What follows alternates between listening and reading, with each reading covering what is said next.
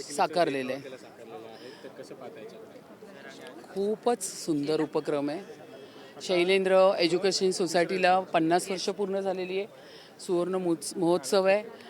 GS सरांचं या ठिकाणी खूप मोलाचं कार्य आहे. या पूर्ण दहिसर विधानसभामध्ये त्यांनी कुठल्याही म्हणजे गरीब श्रीमंत हा भेदभाव न करता प्रत्येक मुलांना या ठिकाणी घडवण्याचं काम केलेलं आहे. आणि आज 50 वर्ष पूर्ण झाल्यावरती शिवदुर्ग हा कार्यक्रम या ठिकाणी राबवून शिवरायांच्या जीवनावरती केलेल्या संपूर्ण व्यवस्था, पूर्ण चित्रपट या ठिकाणी साकारलेली आहे. जे 12 गडकिल्ले आहेत, जे आपण युनेस्को, ज्या ठिकाणी आपले आशिष शेलार साहेब आहेत आणि देवाभाऊ आहेत, त्यांच्या माध्यमातून जागतिक स्तरावरती त्यांना संवर्धन करण्याचं इतकं मोलाचं काम त्यांच्या प्रयत्नातून झालेलं आहे. ते गडकिल्ले ह्या ठिकाणी साकारण्याचं काम शालेय विद्यार्थ्यांनी केलेलं आहे आणि अतिशय अचूक आणि सुंदर प्रत्येक गोष्ट गडकिल्ल्यावरची आज ज्या पद्धतीत गडकिल्ले आहेत ते तसे त्या पद्धतीने ह्या ठिकाणी साकारलेले आहेत. आणि त्याशिवाय त्या विद्यार्थ्यांनी त्याची माहितीसुद्धा दिलेली आहे. म्हणजे इतका सुंदर कार्यक्रम की मुलांना आपण किती छान या डिजिटल युगामध्ये मोबाईल हातात असताना आपल्या मुलांना आपल्या महाराष्ट्राच्या संस्कृतीकडे वळवतोय. हे खूप मोठं मुलाचं योगदान या ठिकाणी शैलेंद्र एज्युकेशन सोसायटीने केलेलं आहे. तर मी त्यांचं खूप कौतुक करते या ठिकाणी. 25 फरवरी रोजी मुंबई महानगरपालिकेचा अर्थसंकल्प सादर होणार आहे. कशा प्रकारचा अर्थसंकल्प होणार आहे? साधारण 25 वर्ष याच्या आधी शिवसेनेकडे सत्ता होती, आता तुमच्याकडे. नाही, आता हा जो आमचा महानगरपालिकेचा अर्थसंकल्प सादर होणार आहे ह्याच्यामध्ये आम्ही वेगवेगळ्या गोष्टी समाविष्ट करणार आहोत. जसं मी मुंबईचे प्रवेशद्वार ह्या ठिकाणी घेतलेले आहेत. त्यानंतर जी नाल्याची सफाई होणार आहे त्याच्यामध्ये IIT बॉम्बेचं त्या ठिकाणी थर्ड पार्टी युनिट झालं पाहिजे, जेणेकरून कामाला जी आहे ती ट्रान्सपरन्सी आली पाहिजे. त्याचबरोबर मुंबई महानगरपालिकेचे जेवढ्या पण वस्तू आहे ते जेम पोर्टलवरती आम्ही ठेवण्याचा विचार करतो आहे, जेणेकरून त्याच्यामध्ये भ्रष्टाचार हा प्रकार होणार नाही.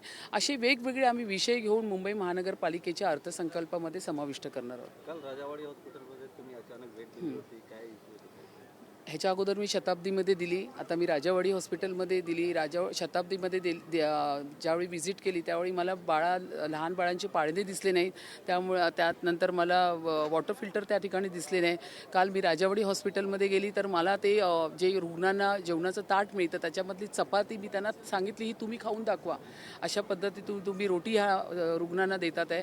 तर ती सगळी माहिती घेतली आणि राजावाडीला असलेला जो भूखंड त्या ठिकाणी आपण राजावाडी हॉस्पिटलचं चांगलं मोठं रिनोव्हेशन करतोय, पण सगळ्या खिडक्यांना जाळ्या नाहीत, खिडक्या तुटलेल्या आहेत. तर मी सांगितलं ही धूळ सगळी आतमध्ये येणार, तुम्ही या ठिकाणी रुग्णांना बरं करायला येतात आहे की पुन्हा आजारी करून पाठवताय, अशा पद्धतीच्या मी सूचना दिल्या त्या ठिकाणी. आणि सर्वात महत्त्वाचं म्हणजे HB1 हे जे वॅक्सिनेशन आहे जे 9 आणि 14 वयोगटाच्या मुलींना आपण देतोय, जे केंद्रामधून सुद्धा मान्यता प्राप्त झालेलं आहे आणि त्याची तरतूद मुंबई महानगरपालिकेमध्ये झालेली आहे, पण ते इंजेक्शन अजूनपर्यंत मुलींना दिलेले नाही आहे. तर त्याची मी पूर्ण आता चौकशी आणि त्याची मी रिव्ह्यू बैठक घेणार आहे त्या डिपार्टमेंटच्या लोकांना बोलवून की आपल्याकडे तरतूद केलेली आहे, आपण ही इंजेक्शन्स का देत नाही आहे.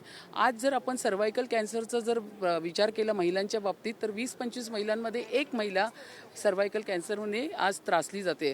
तर त्याचं प्रिकॉशन किंवा प्रिव्हेन्शन म्हणून आपण हे इंजेक्शन आपल्या केंद्राकडनं आपल्याला मान्यता प्राप्त झालं होतं.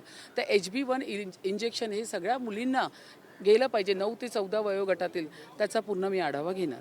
ठाकरे बंधूंच्या युतीच्या बद्दल जेव्हा पत्रकारांनी संजय राऊत यांना प्रश्न विचारला, ठाकरे बंधूंच्या युती आलबेल आहे का, तर नो कमेंट्स त्यांनी असं नाही, कळलं नाही काय ठाकरे बंधूंच्या युतीबाबत. हां, युती आता पण आता युती टिकणार की नाही टिकणार याच्यावर नाही, तो आमचा विषयच नाही ना, तो त्यांच्या पक्षाचा विषय आहे, तो त्यांनीच बघून घ्यावा. आम्ही तर सगळ्याच गोष्टी सामना करायला आम्ही तयारच आहोत, युती असू दे किंवा न असू दे.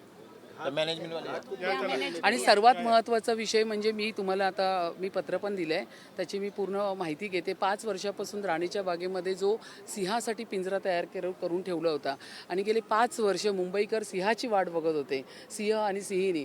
तर त्याचा पूर्ण फॉलोअप घेऊन या ठिकाणी सिंह आणि सिंहिणी आणण्यासाठी मी पूर्ण फॉलोअप घेऊन ह्याच्यामध्ये कामामध्ये मी जोरदार सुरू केलेली आहे. नाही, त्याच नाही, त्याचं मला एक 2-3 असे व्हिडिओज आले तर मी इमिजिएट CM साहेबांना पण पाठवले. त्याचे रिपोर्ट मला मिळाला आहे. तो रिपोर्ट मी तुम्हाला सगळ्यांना शेअर करेल.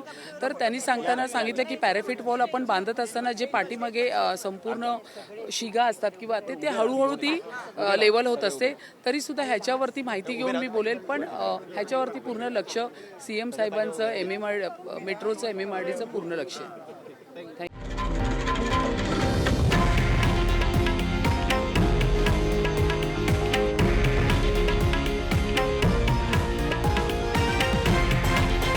हे आहे देशातील नंबर 1 न्यूज नेटवर्क आणि आपण पाहत आहात TV9 मराठी, एकमेव.